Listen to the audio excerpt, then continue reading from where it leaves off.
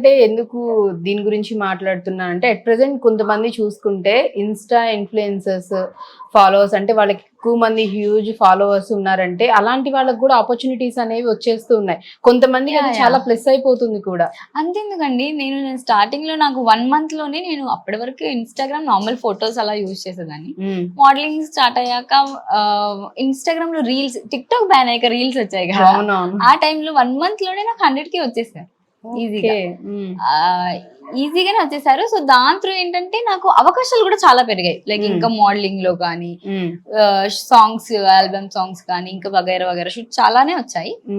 దాని త్రూ ఇంకా ఇంట్రెస్ట్, అది మనం వాడుకునే దాన్ని బట్టి ఉంటుంది. ఆబ్వియస్లీ ఏ ఆపర్చునిటీ మనం ఎలా యూజ్ చేస్తున్నాం ఏంటి, దాంట్లో నెగిటివ్స్ ఉంటాయి, పాజిటివ్స్ ఉంటాయి. నాకైతే చాలా ప్లస్ అయిపోయింది.